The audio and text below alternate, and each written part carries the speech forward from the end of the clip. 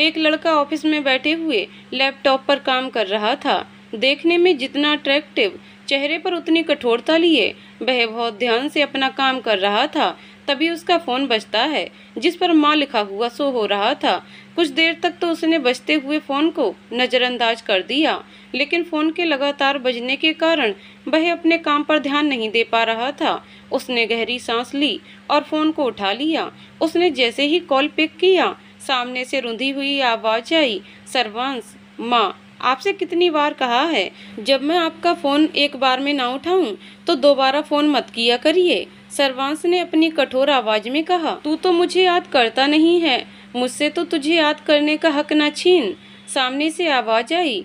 आवाज सुनकर अंदाजा लगाया जा सकता था कि वह महिला रो रही है। अपनी माँ की सिसकियों की आवाज सुनकर सर्वांश के दिल को ठेस पहुँचती है। वह धीरे से, कैसी हो माँ?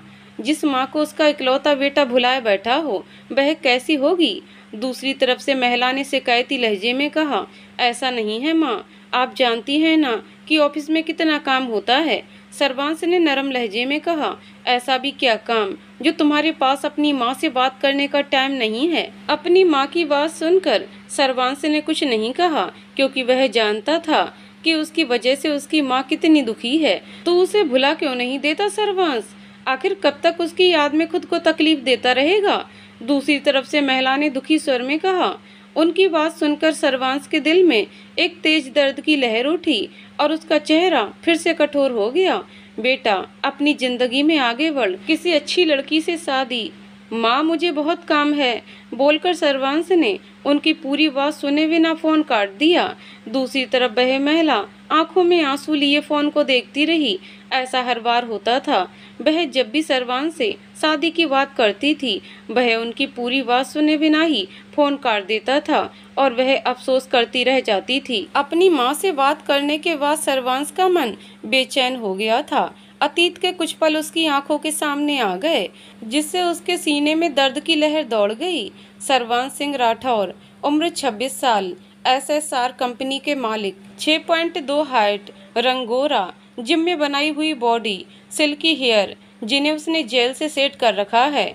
ये आइस जिनमें दुनिया भर का गुस्सा नजर आता था और नजर आता था एक दर्द। वह जब 10 साल का था तो उसके पापा की हार्ट अटैक से मौत हो गई थी। तब उसकी माँ ने अकेले अपने दम पर उसे पाला पोसा और इस काबिल बनाया कि आज वह इंडिया का नंबर 1 बिजनेसमैन है। वह अपनी माँ से बहुत प्यार करता है, पर वह चाहकर भी उनकी इच्छा पूरी नहीं कर सकता। उसने अपना सर झटका और वापस से अपना काम करने लगा। वह किसी भी चीज को अपने पर हावी नहीं होने देता था। वहीं सर्वांश की माँ राधिका सिंह राठौर उससे बात करने के बाद उसकी तस्वीर हाथ में लेकर आंखों में आंसू लिए उस तस्वीर को निहार रही थी। तेरे चेहरे पर मुस्कान देखने के लिए मेरी आंखें तरस गई हैं। तू क्यों नहीं भूल जाता सब कुछ? 5 साल से तू सब कुछ भुलाए सिर्फ काम में ही डूबा हुआ है। जिंदगी जीना तो तू भूल ही गया है। पता नहीं कब तेरे जीवन में खुशियाँ आएंगी। काश तेरे जीवन में ऐसी लड़की आए जो तुझे तेरे गम से बाहर निकाल कर तुझे प्यार का सही मतलब समझाए। सर्वांश लैपटॉप पर काम कर रहा था। जब डोर नॉक हुआ, उसने सर उठाकर देखा तो उसका मैनेजर संतोष खड़ा था और उसके हाथ में कुछ फाइल थीं। सर, ये फाइल्स जो आपने मंगाई थी। संतोष ने फाइल टेबल पर रखते हुए कहा, ठीक है, और जो काम बोला था वह हुआ? सर्वांश ने लैपटॉप में देखते हुए कहा, जी सर। संतोष ने कहा और टेबल पर से एक फाइल उठाकर उसके सामने रखकर कहा, सर, इसमें उन सभी लोगों की लिस्ट है जिन्हें कल के इंटरव्यू के लिए सेलेक्ट किया गया है। आप एक बार देख लें। तुमने चेक कर लिया है तो मुझे दोबारा देखने की जरूरत नहीं है। सर्वांश ने एक नज़र संतोष को देखा और वापस से काम करने लगा। संतोष अभी भी वहीं खड़ा था तो सर्वांश ने कहा, अब तुम जा सकते हो। संतोष केबिन से बाहर निकल गया और गहरी सांस लेकर अपने केबिन की तरफ बढ़ गया। सर्वांश सिंह राठौर के सामने खड़े होना भी बहुत मुश्किल है, क्योंकि उसकी गुस्से भरी एक नज़र भी किसी की जान निकालने के लिए काफ़ी है। राधिका सिंह राठौर नाम का आलीशान बंगला, जिसे सर्वांश ने अपनी मां के नाम पर रखा है। वह अपनी कार से उतरकर बंगले के अंदर जाता है तो सभी सर्वेंट एक लाइन में खड़े होकर अपना सर झुका लेते हैं। सर्वांश इस बंगले में अकेला ही रहता है। उसने कई बार अपनी माँ को यहाँ आने के लिए कहा, लेकिन उनका सिर्फ एक ही जवाब होता, तू शादी कर ले तभी मैं तेरे साथ रहूंगी। तू अगर तकलीफ में है तो थोड़ी तकलीफ मुझे भी सहने दे, क्योंकि तेरे पास रहने पर, तेरे चेहरे पर रोज तकलीफ देखकर मैं जी नहीं पाऊंगी। उसके बाद से उसने यहाँ आने के लिए बोलना ही बंद कर दिया और पिछले 5 साल से वह यहाँ अकेले रह रहा है। कुछ ही देर में वह फ्रेश होकर आता है तो डाइनिंग टेबल पर खाना लग चुका था। आज उसका मन नहीं था, फिर भी थोड़ा बहुत खाकर वह वहां से बंगले में बने मिनी बार की तरफ चला गया। वहां से उसने काउंटर पर से ड्रिंक उठाई और पीने लगा। आज वह उसे पूरी शिद्दत से याद आ रही थी। उसे भुलाने के लिए उसने अपने आप को उस शहर से दूर कर लिया जहां उसकी यादें बसी हुई थीं। खुद को अपने काम में इतना डुबो दिया कि वह गलती से भी उसे याद ना आए, लेकिन वह उसे जितना भी भुलाने की कोशिश करता वह उसे उतना ही याद आती। बहुत देर तक ड्रिंक करने के बाद वह अपने फ़ोन की गैलरी में जाकर एक फ़ोटो ओपन करता है जिसमें एक मुस्कुराती हुई लड़की की तस्वीर थी। वह कुछ देर उस तस्वीर को निहारता है, तभी उसके कानों में उस लड़की के कहे शब्द गूंजते हैं, ये तुम क्या बोल रहे हो सर्वांश? तुम मुझसे प्यार करते हो? मुझे भूल जाना सर्वांश और अपनी ज़िंदगी में आगे बढ़ जाना। हमारा मिलना शायद किस्मत में नहीं था। ये सब याद करते हुए उसकी आंखों में दर्द उतर आता है और काउंटर पर रखी बोतलों को गुस्से में उठाकर नीचे गिरा देता है।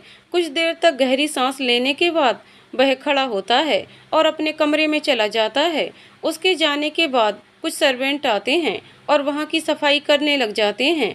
अगले दिन सर्वांश कार में बैठा हुआ लैपटॉप पर कुछ काम कर रहा था, साथ ही कान में लगाए ब्लूटूथ से किसी से अपने प्रोजेक्ट से रिलेटेड बात कर रहा था। कुछ ही देर में वह अपने ऑफिस के सामने था। उसने लैपटॉप बंद किया और कार से बाहर आ गया। वह ऑफिस में एंटर करता है तो सभी एम्प्लॉय खड़े होकर उसे गुड मॉर्निंग विश करते हैं। ब्लैक कलर का 3 पीस सूट पहने, आंखों पर ब्लैक शेड्स लगाए वह बहुत अट्रैक्टिव लग रहा था, पर उसका चेहरा इस वक्त बहुत कठोर था। वह सीधा अपने केबिन में चला जाता है। फीमेल एम्प्लॉय तो उसे देखकर आहें भरती रह जाती हैं। अब इतना हैंडसम बंदा उनके सामने हो तो उनका दिल कैसे नहीं धड़केगा। पर वह सभी जानती हैं कि सर्वांश सिंह राठौर किसी लड़की को आंख उठाकर नहीं देखता है। कई लड़कियों ने उसे अपनी खूबसूरती के जाल में फंसाना चाहा। कई लड़कियां तो उसके साथ एक रात गुजारने को भी तैयार थीं, लेकिन वह किसी को अपने करीब आने नहीं देता था और वह सब उसके गुस्से की शिकार हो जाती थी। सब रेडी है? सर्वांश ने चेयर पर बैठते हुए संतोष से कहा। जी सर, सभी कैंडिडेट्स आ गए हैं, संतोष ने कहा। ओके देन स्टार्ट नाउ, बोलकर सर्वांश टेबल पर रखे डॉक्यूमेंट्स को पढ़ने लगता है। संतोष बाहर जाता है, सबको इंटरव्यू के लिए रेडी होने को बोलता है। सर्वांश इंटरव्यू ले रहा था, लेकिन अभी तक कोई भी उसे इस काबिल नजर नहीं आया था जो उसकी पर्सनल सेक्रेटरी बन सके। कुछ दिन पहले ही उसकी पर्सनल सेक्रेटरी ने जॉब छोड़ दिया था क्योंकि उसकी शादी होने वाली थी, इसलिए उसे न्यू सेक्रेटरी की तलाश थी। मे आई कम इन? तभी एक लड़की की मीठी सी आवाज़ आई। यस, सर्वांश ने बोलते हुए अपना चेहरा ऊपर किया तो उसके सामने वाइट कुर्ती और ब्लैक जीन्स पहने, बालों की पोनी टेल बनाए मुस्कुराती हुई लड़की खड़ी थी। वह लड़की हल्का सा मुस्कुराते हुए आकर सर्वांश के सामने खड़ी हो जाती है। हैव ए सीट, सर्वांश ने वापस से नजर अपनी फाइल पर करते हुए कहा। वह लड़की मुस्कुराते हुए बैठ जाती है और सर्वांश के कुछ बोलने का इंतजार करने लगती है। सो मिस संचिता गुप्ता, लड़की ने कहा, तुम जानती हो ना कि यहाँ किस पोस्ट के लिए इंटरव्यू हो रहा है? सर्वांश ने कहा। यस सर, पर्सनल सेक्रेटरी की जॉब बहुत जिम्मेदारी वाली होती है और मुझे मेरे काम में लापरवाही पसंद नहीं है। गुस्से में मैं बहुत हाइपर हो जाता हूँ, तो क्या तुम सब ये हैंडल कर पाओगी? सर्वांश ने सख्त आवाज में कहा। संचिता ने कुछ देर सोचा, फिर मुस्कुराते हुए कहा, यस सर। उसके बाद सर्वांश ने संचिता से और भी कई सवाल पूछे, जिसका जवाब संचिता ने मुस्कुराते हुए पॉजिटिव में दिया। आप बाहर वेट करिए, हम थोड़ी देर में रिजल्ट बताएंगे, सर्वांश ने इंटरव्यू खत्म करते हुए कहा। संचिता केबिन से बाहर निकल गई और जहां सभी कैंडिडेट्स बैठे हुए थे वहां जाकर बैठ गई। सर्वांश ने संतोष को केबिन में बुलाया और कुछ देर उससे बात करने के बाद उसने उसे सेलेक्ट किए हुए कैंडिडेट का नाम बताया और एक पेपर दिया जिसमें सेलेक्ट हुए कैंडिडेट के साइन करवाने थे। संतोष बाहर आता है और सभी कैंडिडेट के पास जाकर बोलता है, आप सभी ने अच्छे से इंटरव्यू दिया पर सेलेक्ट तो कोई एक ही होगा और जिसको सर्वांश सर की सेक्रेटरी के लिए चुना गया है वह है। संतोष की बात सुनकर सभी का दिल तेजी से धड़क रहा था। सभी मन ही मन अपने सेलेक्ट होने की प्रार्थना कर रहे थे क्योंकि वह सभी इंडिया के नंबर 1 बिजनेसमैन के साथ काम करना चाहते थे। संचिता गुप्ता। संतोष ने जैसे ही कहा, संचिता के चेहरे पर खुशी की लहर दौड़ गई। वहीं बाकी के कैंडिडेट्स निराश हो गए। अब उनके रुकने का कोई मतलब नहीं था, इसलिए वह सब वहां से चले गए। कांग्रेस में संचिता, अब से आप द सर्वांश सिंह राठौर की पर्सनल सेक्रेटरी हैं। आप ये कॉन्ट्रैक्ट लेटर पढ़ लीजिए और पढ़कर इस पर साइन कर दीजिए। संतोष ने संचिता से कहा और एक पेपर उसकी तरफ बढ़ा दिया। संचिता ने कॉन्ट्रैक्ट पेपर लिया और बैठकर उसे पढ़ने लगी। कुछ देर तक पेपर्स को पढ़ने के बाद वह उस पर साइन कर देती है और संतोष को पेपर्स थमा देती है। सो मिस संचिता, कल से टाइम पर ऑफिस आ जाइएगा क्योंकि बॉस को लेट आने वाले लोगों से सख्त नफरत है। संतोष ने संचिता को वार्न करते हुए कहा, श्योर सर। संचिता ने मुस्कुराते हुए कहा और ऑफिस से बाहर निकल गई। वह जैसे ही बाहर आई खुशी से उछलने लगी। यस, मुझे एसएसआर में जॉब मिल गई। मुझे तो यकीन नहीं हो रहा। कल से मैं सर्वांश सर के साथ काम करूंगी। वहीं अपने केबिन की विंडो के पास खड़े फोन पर बात करते हुए सर्वांश की नज़र अचानक खुशी से उछलती हुई संचिता पर पड़ी। उसने उसे एक नज़र देखा और विंडो से हटकर आकर अपनी चेयर पर बैठ गया। गुप्ता निवास। संचिता घर आकर डोरबेल बजाती है और थोड़ी ही देर में गेट खुलता है। गेट एक महिला ने खोला था। वह संचिता को देखती है और अंदर आ जाती है। मम्मी, खुशी से चिल्लाते हुए वह जाकर उस महिला के गले लग जाती है जिन्होंने गेट खोला था। बीना गुप्ता, संचिता की माँ, एक हाउसवाइफ हैं। वह संचिता को अपने से अलग करती हैं और मुंह फुलाए हुए बोलती हैं, मुझे तुझसे कोई बात नहीं करनी है। अरे मम्मी, मेरी बात तो सुनो, एक खुशखबरी है। संचिता ने खुशी से चहकते हुए कहा, मैंने भी तो तुझे सुबह खुशखबरी सुनाई थी, याद है क्या? क्या किया था तूने? बीना ने मुंह बनाते हुए कहा, क्या मम्मी? सुबह की बात याद दिलाकर मेरा मूड खराब मत करो। संचिता ने सोफे पर बैठते हुए कहा, मिस्टर वर्मा का बेटा कितना अच्छा है। उसके खुद के कपड़ों की दुकान है, पैसा भी है। बता क्या कमी है उसमें?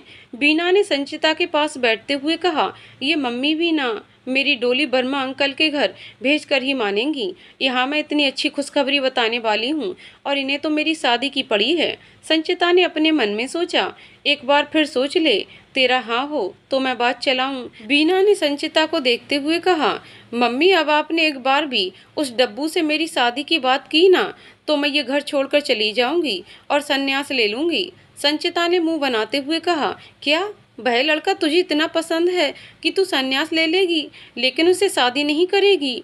बीना ने हैरान होते हुए कहा। संचिता आगे बोलती उससे पहले एक आवाज आई, नमस्ते आंटी। संचिता और बीना दोनों ने आवाज की दिशा में देखा तो एक लड़का जिसका वजन थोड़ा ज्यादा है, फॉर्मल पैंट शर्ट पहने, तोंद निकली हुई, आंखों पर चश्मा लगाए, मुस्कुराते हुए खड़ा था।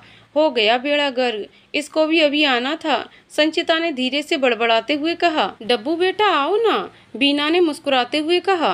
दीपेंद्र उर्फ डब्बू मुस्कुराते हुए अपनी नीचे खिसकती हुई पैंट को ऊपर करता और आकर सोफे पर बैठ जाता है। मैं तुम्हारे लिए कुछ खाने को लेकर आती हूँ, बीना ने कहा और किचन की तरफ चली गई। कैसी हो संचू? डब्बू ने शर्माते हुए संचिता से पूछा। अच्छी हूँ, संचिता ने जबरदस्ती मुस्कुराते हुए कहा। तुम कभी मुझसे मिलने नहीं आती हो, डब्बू ने शिकायती लहजे में कहा। मैं बहुत बिजी हूँ आजकल, संचिता ने अपने फ़ोन में देखते हुए कहा। तभी बीना एक ट्रे में चाय और पकोड़े लेकर आती है और टेबल पर रख देती है। ये देखकर डब्बू खुश हो जाता है और बोलता है, अरे वाह, पकोड़े, वो भी आपके हाथ के, आप जैसे पकोड़े कोई बना ही नहीं सकता। बीना खुश होते हुए, अरे तो खाओ ना बेटा।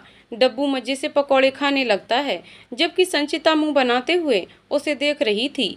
5 प्लेट पकोड़े खाने के बाद डब्बू बोलता है, आंटी मैं ज़्यादा नहीं खा सकता, वो आजकल मैं डाइट पर हूँ। ये बोलकर वह संचिता को देखता है और शर्मा जाता है। उसकी डाइट वाली बात सुनकर संचिता हंसने लगती है तो बीना उसे घूरने लगती है, जिससे वह जल्दी से अपनी हंसी रोक लेती है। ये तो अच्छी बात है बेटा, बीना ने मुस्कुराते हुए डब्बू को देखकर कहा। डब्बू खुश होते हुए संचिता को देखता है, जैसे उसके कुछ बोलने का इंतजार कर रहा हो। किस लिए आए थे? संचिता ने कहा। पर वो नहीं जो वह सुनना चाहता था। वो यहाँ से गुजर रहा था तो सोचा तुमसे मिलता चलूं, डब्बू ने कहा, जो कि झूठ था। वह तो संचिता को देखने आया था। झूठा कहीं का, संचिता ने धीरे से बड़बड़ाकर कहा। तुम दोनों बात करो, मैं अभी आती हूँ। बीना बोलकर वहाँ से जाने लगती है। अरे मम्मी, इसके पास बहुत काम होगा, संचिता ने डब्बू को घूरते हुए कहा। संचिता के इस तरह घूर कर देखने पर वह घबरा जाता है और जल्दी से खड़ा हो जाता है। वह अपनी पैंट को ऊपर खिसकाते हुए, हाँ आंटी, मुझे एक जरूरी काम याद आ गया है, चलता हूँ, किसी और दिन आऊँगा, बोलकर वह अपनी पैंट संभालते हुए वहाँ से चला गया। कितना अच्छा लड़का है, बीना ने डब्बू के जाने के बाद कहा। मम्मी, आप अपनी आंखें चेक करवा लो, किस एंगल से वह आपको अच्छा लगता है। तोन देखी है, उसकी बेचारी पैंट भी नहीं टिकती है उस पर। 5 प्लेट पकौड़े खाकर बोलता है, मैं डाइट पर हूँ, संचिता ने मुंह बनाते हुए कहा। चुप, कुछ भी बोलती है। अरे बस वजन ही थोड़ा ज्यादा है, जो डाइट करने पर कम हो जाएगा, लेकिन दिल से तो वह अच्छा है ना, बचपन से जानती हूँ उसे, कोई बुराई नहीं है उसके अंदर, बीना ने डब्बू की बड़ाई करते हुए कहा। आह मम्मी, मेरा पेट दर्द कर रहा है, संचिता ने अपना पेट पकड़ते हुए कहा। क्या हुआ? अभी तक तो ठीक थी, अचानक से पेट दर्द क्यों होने लगा? बीना ने परेशान होते हुए कहा। मम्मी, आपने डब्बू की इतनी तारीफ कर दी है कि मुझे बदहजमी हो गई है। अब अगर आपने उसकी और तारीफ की तो मुझे हॉस्पिटल में एडमिट होना पड़ेगा, संचिता ने मुंह बनाकर कहा। बीना हैरान होकर उसे देखती है और उसके सर पर हल्की सी चपत लगाते हुए बोलती है, तूने तो डरा दिया था मुझे। संचिता बीना के गले लगते हुए, मम्मी मुझे भी पकौड़े दो ना, सारे पकौड़े तो वह भुक्कड़ खा गया।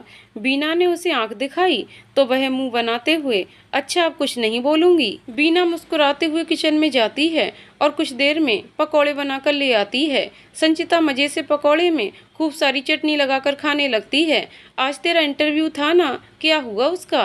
बीना ने संचिता से पूछा। बड़ा जल्दी याद आ गया, संचिता ने उन्हें तिरछी नजरों से देखते हुए कहा।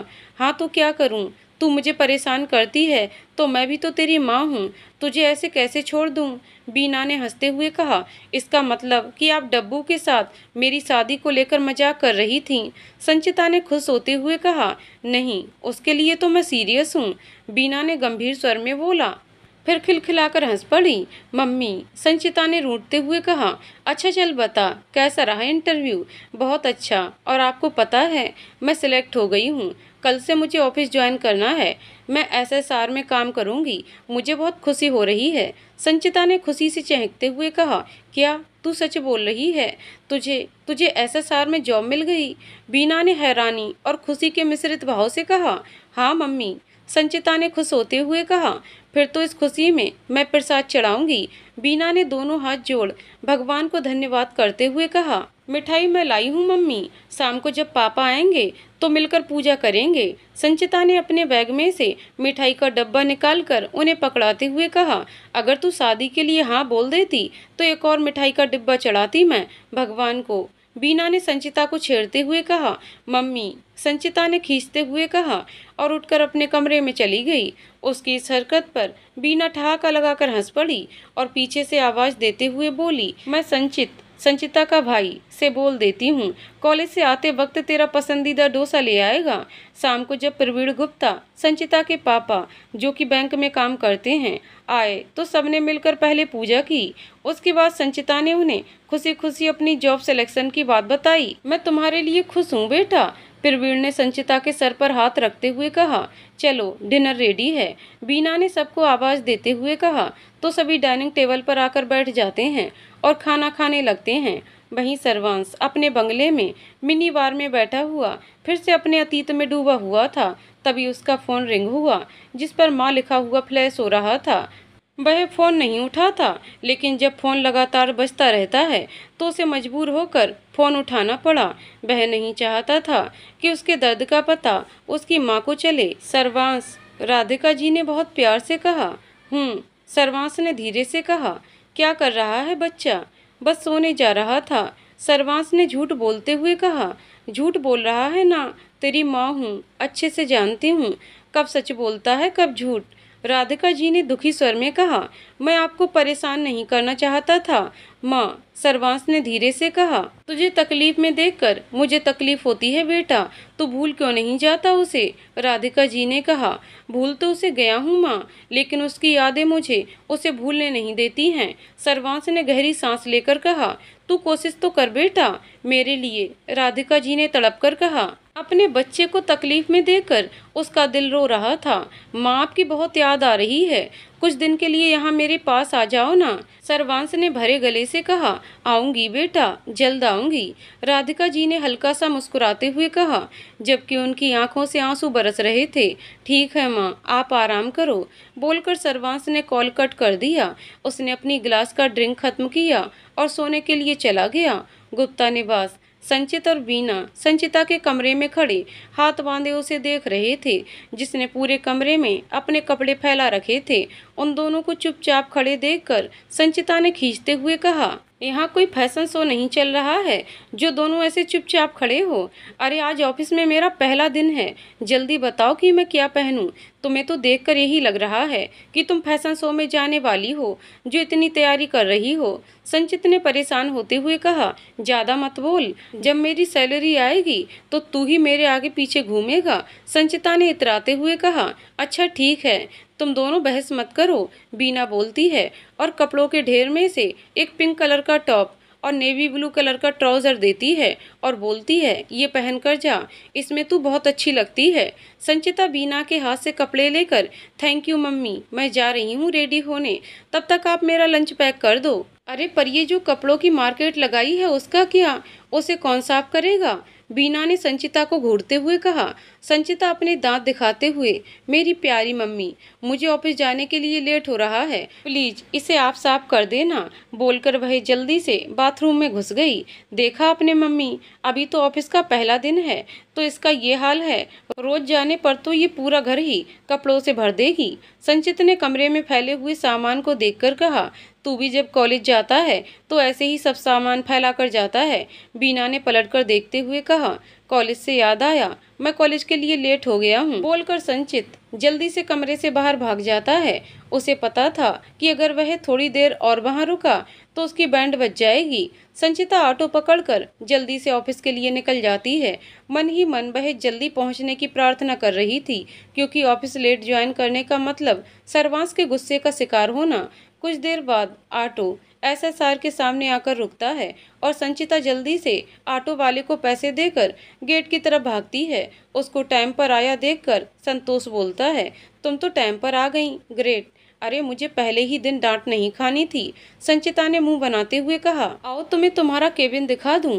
संतोष ने कहा और संचिता को लेकर आगे बढ़ गया।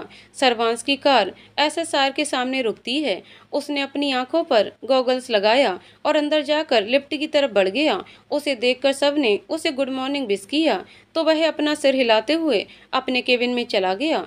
केबिन में आकर उसने अपना ब्लेजर उतारकर चेयर पर हैंग किया और बैठकर अपना काम करने लगा। तभी डोर नॉक करते हुए संचिता अपने हाथ में कॉफी लिए अंदर आती है और मुस्कुराती हुई गुड मॉर्निंग सर बोलती है। सर्वांश एक नज़र उसे देखता है और वापस से अपना काम करते हुए, आज का शेड्यूल क्या है। संचिता ने कॉफी मग सर्वांश के सामने टेबल पर रखा और आज किस किस के साथ उसकी मीटिंग थी बताने लगी। सर्वांश संचिता से इम्प्रेस हुए बिना ना रह सका, क्योंकि जॉब के पहले दिन ही उसने सब कुछ अच्छे से समझ लिया था। सर्वांश ने उसकी तरफ एक फाइल उठाकर उसे देते हुए कहा, इस फाइल को रेडी करो, 2 घंटे में हमें मीटिंग के लिए निकलना है और याद रहे इसमें कोई गलती नहीं होनी चाहिए। जी सर। बोलकर संचिता केबिन से बाहर निकल जाती है। सर्वांश सामने रखे फोन में एक बटन प्रेस करके फोन कर देता है। थोड़ी देर में संतोष उसके सामने था, क्योंकि उसने उसे ही बुलाने के लिए बटन प्रेस किया था। ग्राफिक डिजाइनर के लिए जो इंटरव्यू रखा गया था उसका क्या हुआ। सर्वांश ने संतोष को घूरते हुए कहा, सर इस पोस्ट के लिए अभी तक कोई एलिजिबल कैंडिडेट नहीं मिला है। संतोष ने डरते हुए कहा। फिर थोड़ी देर रुककर, सर आज कुछ कैंडिडेट के रिज्यूमे आए हैं, आप कहें तो इंटरव्यू ले लें। ठीक है, 2 दिन के बाद बुला लो। उन सभी को इंटरव्यू के लिए सर्वांश ने संतोष को देखते हुए कहा, ओके सर, संतोष ने कहा और केबिन से बाहर निकल गया। ठीक 2 घंटे बाद सर्वांश संचिता के साथ मीटिंग करने के लिए मीटिंग प्लेस के लिए निकल जाता है। Hotel plaza. सर्वांश संचिता के साथ एक टेबल पर बैठा हुआ था। उसके सामने एक लेडीज और एक आदमी बैठे हुए थे। वह दोनों पति पत्नी थे और साथ में डील फाइनल करने आए थे। उन्हीं दोनों का प्लान था कि लंच के साथ मीटिंग भी हो जाएगी, इसलिए मीटिंग होटल में रखी गई थी। संचिता पहली बार इतने बड़े होटल में आई थी। उसे थोड़ा अजीब भी लग रहा था।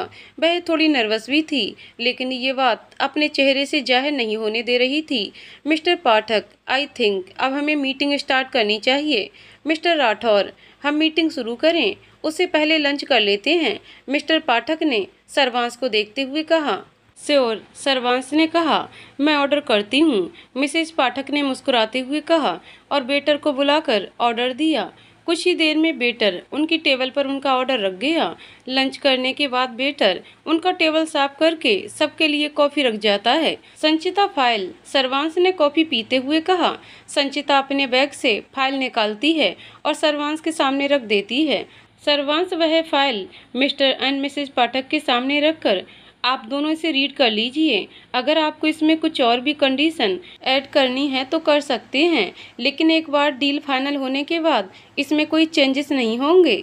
हमें आप पर पूरा यकीन है मिस्टर राठौर, आपको बिजनेस वर्ल्ड का बादशाह यूं ही नहीं कहा जाता है। हमें और कुछ नहीं ऐड करना है, मिस्टर पाठक ने मुस्कुराते हुए कहा। उसके बाद mister and Mrs Pathak file को रीड करके उस पर साइन कर देते हैं।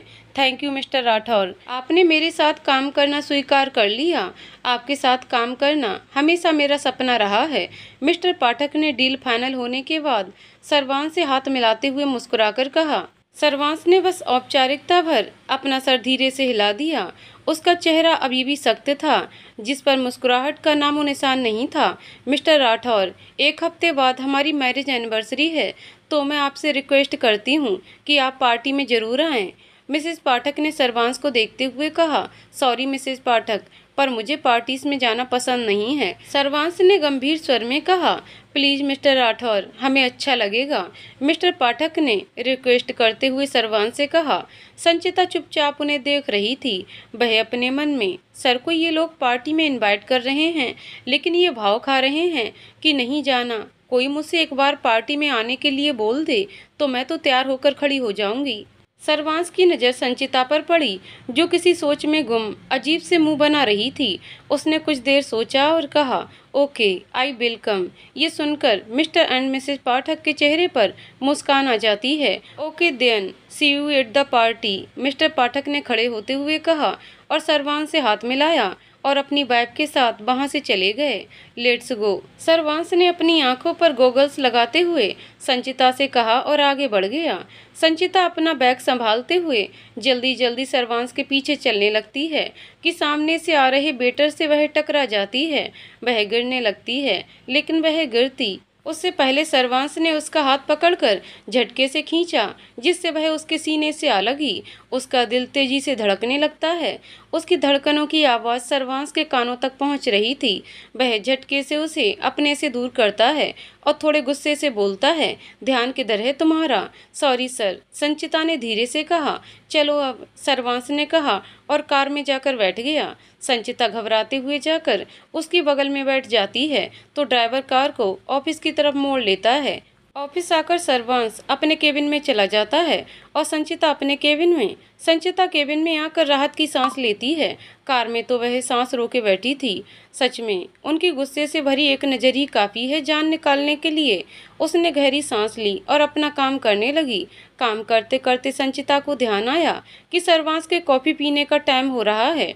वह जल्दी से उठकर बाहर जाती है और उसके लिए कॉफ़ी लेकर उसके केबिन की तरफ बढ़ जाती है। वह डोर को नॉक करते हुए अंदर आती है और बोलती है, सर आपकी कॉफ़ी। सर्वांश उस वक्त किसी से फ़ोन पर बात कर रहा था और वह बहुत गुस्से में था। उसने आंखों के इशारे से संचिता को कॉफ़ी टेबल पर रखने के लिए कहा। संचिता कॉफ़ी टेबल पर रखकर जाने लगती है। तभी सर्वांश बात करते हुए गुस्से से टेबल पर बहुत जोर से हाथ मारता है। I want this land at any cost, तुम उसे दोगुने पैसे दो, वह ज़मीन मेरी माँ के नाम रजिस्टर करवाओ।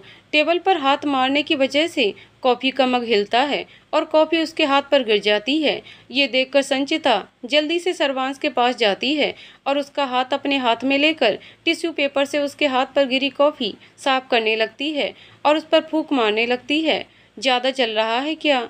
उसने सर्वांश को देखते हुए कहा, जिसके चेहरे के भाव को देखकर ऐसा लग रहा था कि इससे उसे कोई फर्क ही नहीं पड़ा।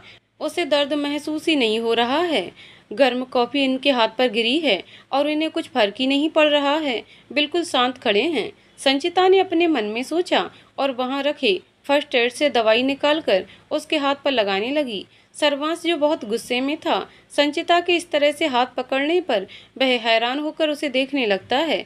कुछ देर के लिए उसकी नज़रें उसी पर ठहर जाती हैं। वह बहुत आराम से उसके हाथ पर दवाई लगा रही थी। अचानक ही उसके चेहरे के भाव बदलते हैं और वह गुस्से में संचिता के हाथ से अपना हाथ बहुत जोर से झटकता है। उसके इस तरह हाथ खींचने पर और उसे गुस्से में देखकर संचिता डर जाती है। सर्वांश गुस्से से संचिता को घूरते हुए, आज ये गलती की है, लेकिन आगे से कभी मुझे हाथ भी मत लगाना। पर सर, मैं तो बस दवाई लगा रही थी, संचिता ने डरते हुए कहा। मैंने कहा ना तुमसे, सर्वांश ने चिल्लाते हुए कहा। उसके इस तरह चिल्लाने पर संचिता और भी ज्यादा डर जाती है और उसकी आंखों में आंसू आ जाते हैं। वह भर्राए गले से, आई एम सॉरी सर, मुझे नहीं पता था कि मेरे इस तरह से आपका हाथ पकड़ने से आप नाराज हो जाओगे। मैं किसी को तकलीफ में नहीं देख पाती, इसलिए। संचिता को रोते हुए देखकर सर्वांश को एहसास होता है कि वह शायद ज्यादा ही रूड हो गया था। वह गहरी सांस लेता है और बोलता है, लिसन, सॉरी सर। संचिता रोते हुए बोलती है और केबिन से बाहर चली जाती है। वह अपने केबिन में बैठे हुए अपनी बहती हुई नाक को टिश्यू पेपर से पोंछते हुए, आज तक मम्मी पापा ने भी मुझे नहीं डांटा और सर ने तो बिना गलती के ही मुझे इतना सुना दिया। मैं तो सिर्फ मदद कर रही थी उनकी, लेकिन नहीं, मेरे छूने से उन्हें गुस्सा आ गया। कितनी जोर से डांटा मुझे, अभी तक डर के मारे दिल की स्पीड बढ़ी हुई है। वह रोते हुए बड़बड़ाए जा रही थी और टिश्यू पेपर से अपनी नाक पोंछते हुए फेंके जा रही थी। सर्वांश अपने केबिन में चेयर पर बैठा हुआ था और संचिता के बारे में सोच रहा था।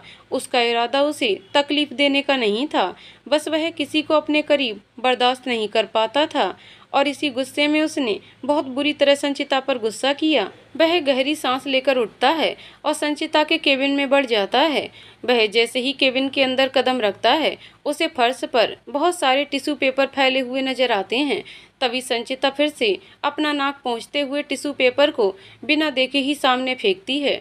टिश्यू पेपर सर्वांश के सर पर लगता उससे पहले वह एक तरफ हो जाता है और गुस्से से बोलता है, व्हाट द हेल मिस संचिता। सर्वांश की गुस्से भरी आवाज़ सुनकर संचिता अपना सर उठाकर सामने देखती है और उसका गुस्से से भरा चेहरा देखकर वह झटके से चेयर पर से उठती है कि धड़ाम करते हुए फर्श पर गिर जाती है। हाय मेरी कमर, आज का दिन ही खराब है। एक तरफ नाक बह रही है और ये कमर भी टूट गई। संचिता ने अपनी कमर पर हाथ रखते हुए कहा, यू आर ओके। सर्वांश संचिता के पास आते हुए बोलता है।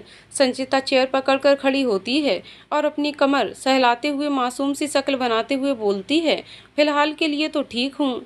ये केबिन का क्या हाल बना रखा है तुमने? सर्वांश ने केबिन में फैले हुए टिश्यू पेपर को देखते हुए कहा। संचिता ने केबिन की हालत देखी तो अपने सर पर हल्की सी चपत लगाते हुए, मेरे आंसुओं से केबिन में बाढ़ आ गई है। फिर वह मासूम सी शक्ल बनाते हुए सर्वांश को देखने लगती है, जैसे बोल रही हो, अब दोबारा से मत डांटना। सर्वांश कुछ देर तक संचिता को देखता है और अचानक ही उसके चेहरे पर हल्की सी स्माइल आती है। क्लीन करवाओ इसे, बोलकर वह वहां से बाहर चला गया। संचिता अपने हाथ पर हल्के से पिंच करते हुए, आह, इसका मतलब ये है कोई सपना नहीं है। सर्वांश सर मुस्कुरा रहे थे। हाय, उनकी स्माइल कितनी अच्छी है। सर्वांश के बारे में सोचते हुए संचिता अपना रोना भूल ही गई थी। सर्वांश अपने केबिन में आता है और चेयर पर बैठ जाता है। उसे यकीन नहीं हो रहा था कि थोड़ी देर पहले उसके चेहरे पर मुस्कान थी। उसने अपना सर झटका और वापस से अपने काम में लग गया। संचिता सर्वांश के सभी काम को पूरी जिम्मेदारी और ईमानदारी से कर रही थी। उसे उसके गुस्से से डर लगता था, इसलिए वह बहुत सचेत रहती थी कि उससे कोई गलती ना हो। हमेशा सख्त रहने वाला सर्वांश कई बार संचिता की अजीब हरकतों की वजह से मुस्कुरा उठता था और संचिता उसकी हंसी में खो जाती थी। संचिता, आज जिनका इंटरव्यू है उसकी लिस्ट दो मुझे, सर्वांश ने लैपटॉप पर काम करते हुए कहा। संचिता ने एक फाइल सर्वांश की तरफ बढ़ाई तो लैपटॉप पर काम करते सर्वांश ने बिना देखे अपना हाथ आगे बढ़ाया और फाइल की जगह उसका हाथ पकड़ लिया। सर्वांश के अचानक हाथ पकड़ने से संचिता के पूरे शरीर में सिहरन-सी दौड़ जाती है, जबकि अपनी गलती का एहसास होते ही सर्वांश झेपते हुए उसका हाथ छोड़ देता है और बोलता है, सॉरी, मैं कैंडिडेट्स को अंदर भेजती हूँ, बोलकर संचिता जल्दी से केबिन के बाहर निकल जाती है। बाहर निकलते ही उसके चेहरे पर एक बड़ी सी मुस्कान आ जाती है और वह मुस्कुराते हुए पहले कैंडिडेट को अंदर जाने को बोलती है। सर्वांश एक एक करके सबका इंटरव्यू ले रहा था। मे आई कम इन सर, एक लड़की की बहुत ही प्यारी सी आवाज़ आई। यस, सर्वांश ने अपने सामने रखी फाइल देखते हुए कहा। वह लड़की आकर सर्वांश के सामने खड़ी हो जाती है। सर्वांश सर उठाकर उस लड़की को एक नज़र देखता है।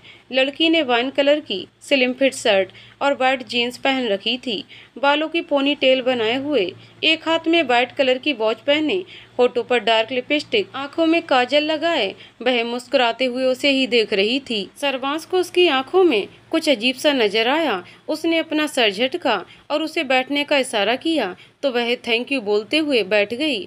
मिस काशवी कपूर। सर्वांश उसके डॉक्यूमेंट को देखने लगता है और उससे कुछ सवाल करने लगता है। काशवी पूरे कॉन्फिडेंस के साथ उसकी आंखों में देखते हुए सारे आंसर्स दे रही थी। तो मैं ये जॉब पक्की समझूं? काशवी ने सर्वांश की आंखों में देखते हुए कहा। आपको ऐसा क्यों लगा कि ये जॉब आपको मिलेगी? सर्वांश ने टेबल पर अपने दोनों हाथ रखकर काशवी को देखते हुए कहा। काशवी थोड़ा झुकते हुए अपना चेहरा सर्वांश के थोड़ा पास करके उसकी आंखों में देखकर मुस्कुराते हुए, आई एम 100% श्योर कि ये जॉब मुझे ही मिलेगी। सर्वांश थोड़ा पीछे हो जाता है तो काशवी खड़ी हो जाती है और उठकर वहां से जाने लगती है। इतना ओवर कॉन्फिडेंस भी अच्छा नहीं होता मिस कपूर, सर्वांश ने कहा तो काशवी रुक जाती है और पलटकर उसे देखती है और मुस्कुराते हुए बोलती है, अगर अपने आप पर विश्वास करना आपकी नज़र में ओवर कॉन्फिडेंस है तो यही सही, बोलकर वह केबिन से बाहर निकल जाती है। काशवी के कॉन्फिडेंस लेवल को देखकर सर्वांश को हैरानी होती है कि वह उससे इस तरह बात करके गई। उसके बाद वह और भी लोगों के इंटरव्यू लेता है, लेकिन जो कॉन्फिडेंस उसे काशवी में नजर आया था वह किसी और में नजर ही नहीं आया। वह संचिता से काशवी को ज्वाइनिंग लेटर देने के लिए बोलता है क्योंकि वह इस पोस्ट के लिए काबिल थी। काशवी को पूरा विश्वास था कि वह जॉब उसे ही मिलेगी और जल्द ही ये अनाउंस भी हो गया। उसके चेहरे पर एक मुस्कान आती है और वह किसी को फोन करके धीरे से, काम हो गया है, मुझे यहाँ जॉब मिल गई है, अब हम अपने प्लान को अंजाम देंगे। काशवी को पूरा विश्वास था कि ये जॉब उसे ही मिलेगी। जब संचिता ने उसका नाम अनाउंस किया तो उसके चेहरे पर टेढ़ी मुस्कान आ जाती है। संचिता उसे ज्वाइनिंग लेटर और कॉन्ट्रैक्ट पेपर देती है साइन करने के लिए। इफ़ यू डोंट माइंड, क्या मैं सर्वांश के सामने इस पेपर पर साइन कर सकती हूँ? काशवी ने संचिता को देखते हुए कहा। He is your sir, don't call him by name, Sanchita ने काशवी को घूरते हुए कहा।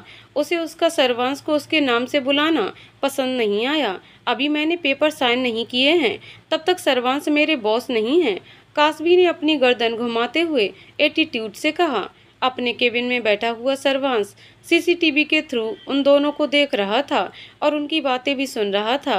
वह काशवी की बात से इतना समझ गया था कि वह बहुत घमंडी है। मैं सर से पूछकर बताती हूँ, संचिता ने काशवी को घूरते हुए कहा और केबिन में चली गई। संचिता के जाते ही काशवी एक तरफ जाती है और किसी को कॉल करके धीरे से बोलती है, जैसा हमने सोचा था वैसा ही हुआ, मुझे यहाँ जॉब मिल गई है और अब हम अपने प्लान को अंजाम दे सकते हैं। हाँ, कोई गलती नहीं होगी, आप मुझ पर विश्वास रखिए। काशवी एक बार जो ठान लेती है वह करके रहती है, इसलिए आप बेफिक्र होकर रहिए, बोलकर वह कॉल कट कर देती है। संचिता केबिन में आकर सर्वांश से काशवी के कॉन्ट्रैक्ट पेपर की साइन वाली बात बताती है, जिस पर कुछ सोचते हुए वह संचिता से काशवी को केबिन में भेजने के लिए बोलता है। बाहर आकर संचिता काशवी को घूरते हुए अंदर जाने का इशारा करती है तो कासबी मुस्कुराते हुए केबिन में चली जाती है। कासबी को देखकर सर्वांश उसे बैठने का इशारा करता है। कासबी चेहरे पर एटीट्यूड लिए उसके सामने वाली चेयर पर बैठ जाती है। मैंने कहा था ना कि ये जॉब मुझे ही मिलेगी, उसने कहा। उसकी बातों से एटीट्यूड झलक रहा था। आपको ये जॉब आपकी काबिलियत पर मिली है, लेकिन अगर आपका एटीट्यूड ऐसा ही रहा तो शायद मुझे एक बार और सोचना पड़े। सर्वांश ने कासबी को घूरते हुए कहा। मुझे अच्छा लगेगा अगर आप मेरे बारे में सोचेंगे, सर्वांश। कासबी ने गहरी नजरों से सर्वांश को देखते हुए कहा, फिर थोड़ा रुक कर, can I call you by your name? उसके इस तरह देखने और उसके नाम लेने पर सर्वांश हड़बड़ा जाता है और थोड़े गुस्से से बोलता है, तुम्हें मेरा नाम लेने की जरूरत नहीं है, जस्ट कॉल मी सर। कासबी टेढ़ा मुस्कुरा देती है और कॉन्ट्रैक्ट पेपर को अच्छे से रीड करके उस पर साइन कर देती है। Thank you so much sir, मुझे ये जॉब देने के लिए, कासबी ने अपना हाथ आगे बढ़ाकर कहा। सर्वांश ने एक नज़र उसके बढ़े हुए हाथ को देखा और उसे इग्नोर करते हुए कहा, कल से टाइम पर आ जाइएगा मिस कपूर। कासबी अपना हाथ पीछे कर लेती है।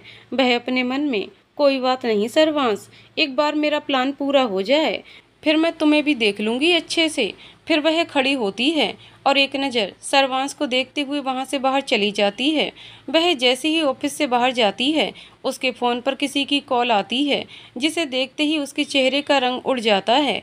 कुछ देर सोचने के बाद वह कॉल पिक करती है। कहाँ हो? जहाँ भी हो, कुछ देर के अंदर घर आ जाओ। सामने से एक महिला की रौबदार आवाज़ आती है और उसने कासबी की आवाज़ सुने बिना फ़ोन काट दिया। कासबी ने कुछ देर तक अपने फ़ोन को घूरा और गहरी सांस लेकर अपने घर के लिए निकल गई। कपूर हाउस। कासबी कपूर, उम्र 24 साल, 5.9 हाइट, गोरा रंग, कमर तक आते सिल्की बाल, गुलाब की पंखुड़ियों से होठ, हिरनी जैसी आंखें। इनके दिमाग में क्या चलता है कोई नहीं समझ सकता। कुछ ही देर में वह अपने घर में खड़ी थी। उसके सामने सोफे पर एक महिला बैठी हुई थी जो गुस्से से उसे घूर रही थी। उनकी बगल में एक पुरुष बैठे हुए थे जो कुछ बोलने की कोशिश कर रहे थे, लेकिन महिला के डर के कारण कुछ बोल नहीं पा रहे थे। कहाँ गई थी तुम? महिला ने गुस्से से कहा। वो मैंने आपको बताया था ना कि आज मेरा इंटरव्यू है, कासबी ने धीरे से कहा। मैंने तुम्हें मना किया था ना जॉब करने के लिए, महिला ने कासबी को घूरते हुए कहा। चाची वो मैं, बस। वह महिला जो कासबी की चाची है, उन्होंने कासबी की बात बीच में काटते हुए कहा, तुम्हें तो हमारी बात माननी नहीं है। सीमा जी जाने दीजिए, बच्ची है। सीमा के बगल में बैठे हुए पुरुष संजय कपूर जो कि सीमा के हस्बैंड हैं, उन्होंने कहा, आप तो चुप ही रहिए, सब आपके कारण हो रहा है। सीमा ने संजय को घूरते हुए कहा तो वह घबरा कर इधर उधर देखने लगे। संजय कपूर और सीमा कपूर कासबी के चाचा चाची हैं। कासबी अपने मॉम डैड के साथ पेरिस में रहती थी। उसके डैड वहाँ जॉब करते थे। वह जब 8 साल की थी तो संजय उसे अपने साथ इंडिया लेकर आए थे, क्योंकि उसे इंडिया घूमने की इच्छा थी। जब वह इंडिया में थी तो जब वापस जाने का वक्त आया तो उसके मॉम डैड उसे लेने आने वाले थे। उन्होंने सोचा था कि कुछ दिन वह भी इंडिया घूमकर फिर कासबी को अपने साथ लेकर चले जाएंगे, पर किस्मत को और ही मंजूर था। इंडिया आते वक्त उनका प्लेन क्रैश हुआ और उन दोनों की डेथ हो गई। उसके बाद से वह उन्हीं के साथ रहती है, क्योंकि उनके अलावा उसका कोई नहीं था। चाची, इसमें चाचू की कोई गलती नहीं है, वह तो मैं ही। मैंने तुमसे कहा ना चुप रहो, तुम मेरी बात मानती क्यों नहीं हो? सीमा ने कासबी को घूरते हुए कहा और उसके पास आकर उसका कान पकड़कर, तुझे जॉब करने की क्या जरूरत है? आह चाची, मेरा कान छोड़ो, दर्द हो रहा है। कासबी ने रोनी सूरत बनाते हुए कहा, मुझे पैसों की कोई कमी है क्या जो जॉब करने चली है? सीमा ने थोड़ी नाराजगी से कहा, नहीं चाची, आपने और चाचू ने आज तक मुझे कोई कमी नहीं होने दी। कासबी ने सीमा के गले लगकर मुस्कुराते हुए कहा, रहने दे, तू हमसे प्यार नहीं करती है? अच्छा लगता है क्या जो तू दूसरे के ऑफिस में जाकर काम करे? तुझे काम ही करना था तो अपने चाचू का ऑफिस ज्वाइन कर लेती। सीमा ने नाराज होते हुए कहा, अब मैं आपको क्या बताऊं कि एसएसआर में जॉब करने का मेरा क्या मकसद है? कासबी ने अपने मन में सोचा, फिर मुस्कुराते हुए, चाचू का ऑफिस तो मैं जब चाहूँ ज्वाइन कर सकती हूँ, पर उससे पहले मैं खुद अपने दम पर कोई काम करना चाहती हूँ। मेरी फूल सी बच्ची, मैं तो कहती हूँ तू घूम फिर, जिंदगी जी अपनी, तुझे जॉब करने की क्या जरूरत है? हम हैं ना तेरे लिए। सीमा ने कासबी के गाल पर हाथ रखकर प्यार से कहा, आप सब हैं इसलिए मुझे कोई चिंता नहीं है, पर मेरा बहुत दिल है ये जॉब करने का। कासबी ने बहुत उम्मीद से सीमा को देखते हुए कहा, ठीक है, अगर तेरा मन है तो मैं मना नहीं करूंगी। आज तक कभी ऐसा हुआ है तेरी इच्छा पूरी ना हुई हो? सीमा ने मुस्कुराते हुए कहा, थैंक यू चाची। कासबी ने खुशी से चहकते हुए कहा, मैं भी यहीं खड़ा हूँ, जरा मुझ पर भी ध्यान दो। संजय ने सीमा और कासबी को देखकर कहा, तो आपको किसने मना किया है बोलने के लिए? सीमा ने कहा, तुमने। संजय ने जल्दी से कहा तो सीमा घूरकर उन्हें देखने लगी। अब घूरकर क्या देख रही हो? डरता तो हूँ तुमसे, और कितना डराओगी? संजय ने मुंह बनाते हुए कहा, मैं डरा कर रखती हूँ आपको। सीमा ने संजय को घूरते हुए कहा, जब पता है तो पूछ क्यों रही हो? संजय ने कहा, चाचू चाची बस करिए आप दोनों, मुझे पता है आप दोनों हमेशा झूठ मूठ कर लड़ते हैं। कासबी ने सीमा और संजय को देखते हुए कहा, जिस पर वह दोनों मुस्कुरा देते हैं। सीमा और संजय कासबी को बहुत प्यार करते हैं, अपनी सगी बेटी से भी बढ़कर मानते हैं वह दोनों उसे हमेशा खुश रखने की और उसकी हर इच्छा को पूरी करते हैं वह दोनों। उनके साथ रहते हुए कासबी को कभी भी अपने मॉम डैड की कमी महसूस नहीं हुई। चाची प्रिया कहाँ है? कासबी ने कहा, बेटा वह तो कॉलेज गई है, कोई असाइनमेंट सबमिट करना था। सीमा ने कहा, चाची मुझे बहुत तेज भूख लगी है, आप जल्दी से मेरे लिए खाना निकाल दो। तुम डाइनिंग टेबल पर जाकर बैठो, मैं अभी तुम्हारी पसंद का खाना लेकर आती हूँ। सीमा ने मुस्कुराते हुए कहा, वैसे आप दोनों ने मेरे इंटरव्यू के बारे में कुछ पूछा नहीं? कासबी ने डाइनिंग टेबल पर बैठते हुए कहा, हाँ, वह इसलिए क्योंकि हमें पूरा विश्वास है कि ये जॉब तुम्हें ही मिली होगी। हमारी बेटी अगर कुछ ठान ले तो वह करके ही रहती है, और ये जॉब तो तुम्हें किसी भी हाल में चाहिए था। संजय ने कासबी की बगल वाली चेयर पर बैठते हुए कहा। कुछ ही देर में सीमा डाइनिंग टेबल पर खाना रखकर संजय और कासबी को सर्व करती है और फिर खुद भी बैठकर खाना खाने लगती है। कल से मुझे ऑफिस जाना है तो मैं उसकी तैयारी करने जा रही हूँ, कासबी ने खाना खाने के बाद कहा और अपने कमरे में चली गई। कमरे में आकर वह गेट बंद करती है और अपना लैपटॉप लेकर बेड पर बैठ जाती है। वह उसमें कुछ करते हुए, सरवान सिंह राठौर, जितने दिन बच सकते हो बच लो, क्योंकि अब तुम्हारे साथ जो होगा वह तुमने सोचा भी नहीं होगा। गुप्ता निवास। संचिता जल्दी जल्दी तैयार हो रही थी क्योंकि आज उसे उठने में लेट हो गया था। वह तैयार होते हुए चिल्लाती है, मम्मी मेरा लंच जल्दी से पैक कर दो। वह जल्दी से भागते हुए नीचे आती है और डाइनिंग टेबल पर बैठ जाती है। तभी उसकी नज़र अपने सामने बैठे हुए डब्बू पर पड़ती है, जो मुस्कुराते हुए उसे ही देख रहा है। वह उसे देखकर जबरदस्ती मुस्कुराते हुए अपने मन में, ये सुबह सुबह किसकी शक्ल देख ली, अब तो मेरा पूरा दिन बेकार जाना है। संचित, जो संचिता की बगल में बैठकर नाश्ता कर रहा था, वह धीरे से संचिता के कान में, दीदी मम्मी तो इसे अपना भाभी दामाद मान चुकी हैं, इसलिए इसकी खूब खातिरदारी कर रही हैं। आपको पता है अब तक इसने 8 आलू के पराठे खा लिए हैं और मम्मी 2 और लेकर आ रही हैं इसके लिए। शादी के बाद तो आपका पूरा दिन किचन में ही निकल जाएगा। संचिता ने घूरकर संचित को देखा तो उसने उसे अपने दांत दिखा दिए और वापस से नाश्ता करने लगा। ये लो बेटा और खाओ। बीना ने डब्बू को आलू के पराठे देते हुए कहा, अरे नहीं आंटी, मैं डाइटिंग पर हूँ, इतना ज़्यादा नहीं खा सकता। डब्बू ने शर्माते हुए कहा, अरे भैया 2 पराठे और खाने से कुछ नहीं होता है, आप और लीजिए पराठा। संचित ने डब्बू को देखकर कहा और संचिता को देखकर मुस्कुरा दिया। मम्मी मुझे ऑफिस के लिए लेट हो रहा है, मुझे भी नाश्ता मिलेगा या फिर? डब्बू को घूरते हुए, ऐसे ही चली जाऊं? संचिता ने मुंह बनाते हुए कहा, हाँ हाँ तुझे भी दे रही हूँ। बोलकर बीना संचिता के लिए प्लेट में नाश्ता निकाल देती है। सच में आंटी, आपके हाथों में जादू है, कुछ भी बनाती हैं बहुत स्वादिष्ट बनता है। डब्बू ने बीना की तारीफ करते हुए कहा, जिस पर वह मुस्कुरा देती है।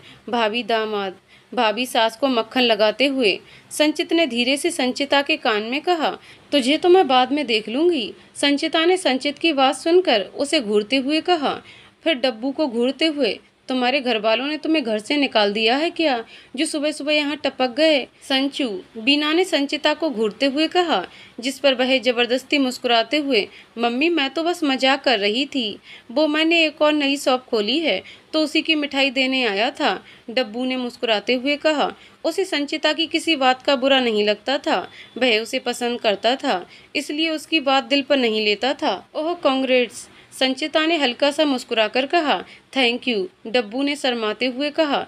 दीदी ये तो लड़कियों से भी ज़्यादा शर्माता है, चलो सही है, शादी के बाद आपके हिस्से का भैया ही शर्मा लेंगे। संचित ने फिर से संचिता को देखकर अपने दांत दिखाते हुए कहा। उसे पता है कि वह डब्बू को पसंद नहीं करती है, इसलिए डब्बू का नाम लेकर उसे छेड़ता रहता है। बाकी वह भी जानता है कि डब्बू भले कैसा हो लेकिन दिल का अच्छा है। संचिता संचित को घूरते हुए खड़े होते हुए, मुझे ऑफिस के लिए लेट हो रहा है, मैं जा रही हूँ, मैं तुम्हें ऑफिस छोड़ देता हूँ, डब्बू ने जल्दी से कहा और खड़ा हो गया। संचिता कुछ बोलती उससे पहले बीना ने कहा, हाँ ये ठीक रहेगा, संचू तुम डब्बू के साथ चली जाओ। नहीं, मैं ऑटो से चली जाऊंगी, तुम्हें मेरी वजह से परेशान होने की जरूरत नहीं है, संचिता ने बेरुखी से कहा। इसमें परेशानी जैसी क्या बात है, हम दोस्त हैं, इतना तो मैं तुम्हारे लिए कर सकता हूँ, डब्बू ने मुस्कुराते हुए कहा। ओके फाइन, संचिता ने जल्दी से कहा, क्योंकि उसे लेट हो रहा था और वह डब्बू से बहस करके अपना वक्त बर्बाद नहीं करना चाहती थी।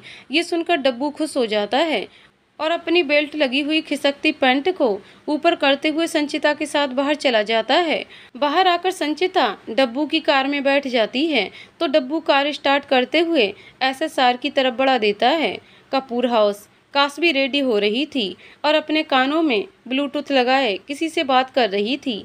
आज से मैं सर्वांश के साथ काम करूंगी। हाँ, मेरी पूरी कोशिश रहेगी कि मैं आपका काम जल्द से जल्द पूरा कर दूं। एक बार वहां जाकर सब कुछ अच्छे से चेक कर लूं, फिर आपको बताऊंगी कि काम को अंजाम देने में कितना वक्त लगेगा। सर्वांश सिंह राठौर बहुत पावरफुल व्यक्ति है, उसे पता लगे बिना उसके खिलाफ कुछ करना बहुत रिस्की है। हाँ, आप चिंता मत करिए, काशवी एक बार जो ठान लेती है उसे करके ही रहती है। सामने से कुछ कहा गया और कॉल कट हो गया। काशवी रेडी होकर जैसे ही पलटती है, अपने सामने सीमा को देखकर चौंक जाती है। वह अपने मन में, ओह गॉड, कहीं चाची ने मेरी बात तो नहीं सुन ली। ये क्या है काशवी? सीमा ने काशवी को घूरते हुए कहा। क्या हुआ चाची? काशवी ने घबराते हुए कहा। मैं तुम्हें कब से आवाज दे रही हूँ, तुम्हें सुनाई ही नहीं दे रहा है। यहाँ आकर देख रही हूँ कि तुम किसी को बोल रही हो कि काशवी एक बार जो ठान लेती है वो करके रहती है। किससे बोल रही थी तुम ये? सीमा ने काशवी को घूरते हुए कहा। वो चाची, मेरी एक फ्रेंड का फ़ोन था, वह SSR में मेरी जॉब लगने की बधाई दे रही थी। उससे मैंने बोला था कि चाहे कुछ भी हो जाए मैं यहाँ जॉब करूँगी। वह इसलिए, काशवी ने घबराते हुए कहा। काशवी बेटा, मैं तो मजाक कर रही थी, तुम्हें एक्सप्लेन करने की जरूरत नहीं है, सीमा ने काशवी को घबराते हुए देखकर कहा। फिर कमरे से बाहर निकलते हुए, जल्दी रेडी होकर नीचे आ जाओ नाश्ता करने के लिए। काशवी जल्दी से तैयार होकर नाश्ता करके चाचा चाची को बाय बोलते हुए ऑफिस जाने के लिए निकल जाती है। डब्बू संचिता को उसके ऑफिस के बाहर छोड़कर चला जाता है। संचिता जल्दी से आगे बढ़ते हुए, आज तो लगभग लेट हो गई थी, वह तो डब्बू के साथ आ गई, वरना आज ही सर मुझे फायर कर देते। वह बड़बड़ाते हुए जा ही रही थी कि किसी से जोर से टकराती है और गिरने वाली होती है कि सामने वाला उसे थाम लेता है। दिखाई नहीं देता है क्या? संचिता ने गुस्से से बोलते हुए सामने देखा तो डर के मारे आगे के शब्द उसके मुंह में रह गए। वह जिससे टकराई थी वह सर्वांश था। सर्वांश जो अपने फ़ोन में देखते हुए आगे बढ़ रहा था, अचानक से संचिता के इस तरह टकराने पर थोड़ा लड़खड़ाता है, लेकिन संचिता को गिरते हुए देखकर वह जल्दी से उसे पकड़ लेता है। वह दोनों एक दूसरे की आंखों में देख रहे थे। जब काशवी वहां आकर उन दोनों को ऐसे देखती है, वह टेढ़ा मुस्कुराकर, वाह क्या रोमांटिक सीन है। काशवी की आवाज़ सुनकर सर्वांश और संचिता झेपते हुए एक दूसरे से अलग हो जाते हैं। सॉरी सर, बोलते हुए संचिता जल्दी से ऑफिस के अंदर चली जाती है। सर्वांश एक नज़र काशवी को देखता है और ऑफिस के अंदर चला जाता है। सर्वांश ने जैसे ही लिफ्ट में एंटर किया, काशवी भी उसी लिफ्ट में आ गई। सर्वांश काशवी को घूरते हुए, ऑफिस स्टाफ के लिए लिफ्ट दूसरी है, क्या ये बात तुम्हें पता नहीं है? आई नो सर, पर जब तक मैं वेट करूंगी उतनी देर में मैं अपने फ्लोर पर पहुंच भी जाऊंगी। वैसे भी हमारी मंजिल तो एक ही है। काशवी ने सर्वांश के थोड़ा पास आकर उसकी आंखों में देखते हुए कहा। काशवी के पास आने पर सर्वांश थोड़ा पीछे होकर, आगे से ध्यान रखना मिस कपूर, ये तुम्हारी पहली गलती है। मेरे पास आने वाले लोग और मेरी बात न मानने वाले लोगों से मुझे सख्त नफरत है। नफरत तो होगी ही ना, क्योंकि आपका दिल जो टूटा है, काशवी ने बेपरवाही से कहा। तो सर्वांश हैरान होकर उसे देखने लगा। जब काशवी ने ये कहा कि उसके दिल में नफरत बसी हुई है क्योंकि उसका दिल टूटा हुआ है, तो ये सुनकर सर्वांश हैरान हो गया था।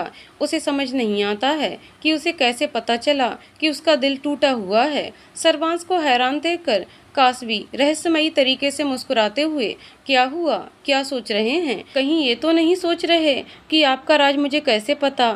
उसने कहा तो सर्वांश ने उसे घूरते हुए कहा, तुम कहना क्या चाहती हो? आपका दर्द आपकी आंखों में दिखता है सर्वांश। कासवी ने सर्वांश की आंखों में देखते हुए कहा। सर्वांश कुछ बोलता उससे पहले लिफ्ट रुक जाती है और उसका गेट ओपन हो जाता है। कासवी एक नज़र सर्वांश के चेहरे को देखकर मुस्कुराते हुए लिफ्ट से बाहर निकल जाती है। सर्वांश जो कासवी की बात सुनकर कुछ पल के लिए अपने अतीत में पहुंच गया था, वह खुद को संभालता है और फेस पर जमाने भर की शक्ति लिए अपने केबिन में चला जाता है। केबिन में आकर वह अपना ब्लेजर निकालकर चेयर पर हैंग करता है और बैठ जाता है। वह गहरी सांस लेते हुए अपनी आंखें बंद कर लेता है। बंद आंखों में उसे फिर वह नजर आती है, दुल्हन के जोड़े में मुस्कुराती हुई, उसके सामने किसी और का हाथ थामना, उसके साथ फेरे लेना और उसकी मांग में किसी और के नाम का सिंदूर। उसके माथे पर पसीना आने लगता है और वह झटके से रागिनी बोलते हुए अपनी आंखें खोल देता है। वह जब अपनी आंखें खोलता है तो उसकी नज़र अपने सामने हाथ में कॉफ़ी लिए संचिता पर जाती है, जो परेशान सी खड़ी होकर उसे देख रही थी। वह जल्दी से कॉफ़ी को टेबल पर रखकर पानी का गिलास उठाकर सर्वांश के पास जाती है और उसे पानी का गिलास देते हुए बोलती है, सर आर यू फाइन? सर्वांश ने पानी का गिलास लिया और एक ही सांस में सारा पानी पी गया।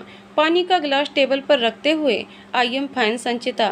संचिता वापस से अपनी जगह आकर खड़ी हो जाती है। सर्वांश को परेशान देखकर जाने क्यों उसे बुरा लग रहा था। संचिता, मिस्टर कपूर को उनका काम अच्छे से समझा दो और उन्हें ये फाइल्स कंप्लीट करके 1 घंटे के अंदर मुझे देने के लिए कहो। सर्वांश ने संचिता के सामने कुछ फाइल्स रखते हुए कहा, पर सर आज उसका ऑफिस में पहला दिन है और वह 1 घंटे में ये फाइल्स कंप्लीट नहीं कर पाएगी। संचिता ने फाइल्स उठाते हुए कहा, मैंने तुमसे राय मांगी, जितना कहा है उतना करो। सर्वांश ने संचिता को घूरते हुए कहा, ओके सर, बोलकर संचिता जल्दी से केबिन के बाहर निकल जाती है। अब देखता हूँ मिस कपूर कि तुम्हारी सिर्फ जुबान ही चलती है या फिर दिमाग भी चलता है। सर्वांश ने अपने मन में सोचा और लैपटॉप में अपना काम करने लगा। संचिता कासवी के पास जाती है और उसके सामने फाइल्स रखते हुए बोलती है, सर ने ये फाइल्स दी हैं जिसे 1 घंटे में पूरा करके उन्हें देना है। कासवी जो उस वक्त अपने फ़ोन में मज़े से वीडियो गेम खेल रही थी, फाइल्स देखकर चौंकते हुए, महीने का सारा काम बॉस मुझसे आज ही करवा लेंगे क्या? वो मुझे नहीं पता, जितना कहा है उतना करो। संचिता ने कासवी को घूरते हुए कहा और केबिन से बाहर निकल गई। कासवी फाइल्स को देखकर टेढ़ा मुस्कुराकर, तो सर को मेरी काबिलियत चेक करनी है, कोई नहीं, दिखा देते हैं उन्हें कि कासवी कपूर उनकी सोच से भी आगे है। उसके बाद वह लैपटॉप ऑन करती है और उस पर बहुत तेजी से अपनी उंगलियां चलाने लगती है। सर्वांश संतोष के साथ बैठा हुआ कुछ डिस्कस कर रहा था जब केबिन का गेट नॉक होता है। कम इन, सर्वांश ने कहा तो कासवी हाथ में फाइल्स लिए अंदर आती है। उसे देखकर सर्वांश संतोष को बाद में बात करने का बोलता है तो संतोष केबिन से बाहर निकल जाता है। सर्वांश वॉच में देखता है कासवी टाइम लिमिट से 5 मिनट पहले ही आ गई थी। कासवी फाइल्स को सर्वांश के सामने रखती है और मुस्कुराते हुए बोलती है, मैंने ये फाइल्स रेडी कर दी हैं, आप चेक कर सकते हैं। सर्वांश उसे बैठने का इशारा करता है और फाइल्स को लेकर रीड करने लगता है। कासवी अपनी नजरें केबिन में चारों तरफ दौड़ाती है। वह नोटिस करती है पूरे ऑफिस में कैमरे लगे हुए हैं, लेकिन सर्वांश के केबिन में नहीं। ये देखकर उसकी आंखें चमक जाती हैं और वह आगे क्या करना है सोचने लगती है। सर्वांश फाइल को चेक करता है तो उसे हैरानी होती है कि कासवी ने इतने कम वक्त में फाइल्स को रेडी कर दिया। उसे तो उस पर डाउट हो रहा था, लेकिन वह तो उसकी सोच से आगे निकली। ये फाइल्स तुमने इतनी जल्दी रेडी कैसे कर ली? सर्वांश ने कासवी को घूरते हुए कहा, ये तो बहुत ईजी काम था, मैं तो इससे भी हार्ड काम कर सकती हूँ सर्वांश। कासवी ने इतराते हुए कहा, मिस कपूर, एक ही बात मुझे बार बार बोलने की आदत नहीं है। कॉल मी सर, मुझे मेरे नाम से बुलाने की जरूरत नहीं है। सर्वांश ने गुस्से से अपने दांत पीसते हुए कहा, आप तो बुरा मान गए। कुछ देर रुककर, बॉस, कासबी ने सर्वांश की आंखों में देखते हुए कहा। सर्वांश उसे घूर कर देखता है तो कासबी बोलती है, जो यादें तकलीफ देती हैं उन यादों को अपने दिल से निकाल फेंकना चाहिए। कासबी की बात सुनकर सर्वांश के चेहरे पर एक बार फिर दर्द नजर आता है। वह खड़े होकर गुस्से से चिल्लाते हुए, get out of my cabin. Kashvi खड़ी होती है और सर्वांश के पास आकर मुस्कुराते हुए बोलती है, शांत हो जाओ सर्वांश, मैंने कुछ गलत कहा क्या? मैंने कहा जाओ यहाँ से। सर्वांश ने गुस्से से दहाड़ते हुए कहा। उसे गुस्से में देखकर एक पल के लिए कासबी सहम जाती है। तभी संचिता केबिन में आती है। सर्वांश को इस तरह गुस्से में देखकर वह अपनी जगह जम सी जाती है। वह देखती है कि सर्वांश गुस्से में खड़ा हाँप रहा है और उसके कुछ दूरी पर कासबी खड़ी है। वह हिम्मत करती है और सर्वांश के पास जाकर उसके कंधे पर हाथ रखकर धीरे से बोलती है, सर। सर्वांश संचिता का हाथ पकड़ लेता है और उसे बोलता है, संचिता इससे बोलो, जाए यहाँ से। संचिता घूरकर कासबी को देखती है तो कासबी मुस्कुराते हुए वहाँ से जाने लगती है। सर आप ठीक हैं? संचिता ने कहा तो सर्वांश झट से संचिता के गले लग जाता है। उसके इस तरह गले लगने पर संचिता पहले तो हैरान होती है, उसका दिल तेजी से धड़कने लगता है। फिर वह मौके की नजाकत समझते हुए प्यार से सर्वांश की पीठ सहलाने लगती है। कासबी जो दरवाजे पर खड़ी सर्वांश जो संचिता के गले लगा हुआ था, उसके चेहरे पर दर्द नजर आ रहा था, देख रही थी। ये देखकर वह अपने मन में, अभी तो ये शुरुआत है मिस्टर सर्वांश सिंह राठौर, आदत डाल लो, अब हर रोज तुम्हें एक दर्द से गुजरना होगा। फिर वह जल्दी से केबिन से बाहर निकल जाती है। आगे की कहानी अगले वीडियो में। तो दोस्तों आपको कहानी कैसी लगी कमेंट करके जरूर बताइएगा। कहानी पसंद आई हो तो वीडियो को लाइक शेयर करें और चैनल को सब्सक्राइब करें। कहानी को पूरा सुनने के लिए बहुत बहुत धन्यवाद दोस्तों।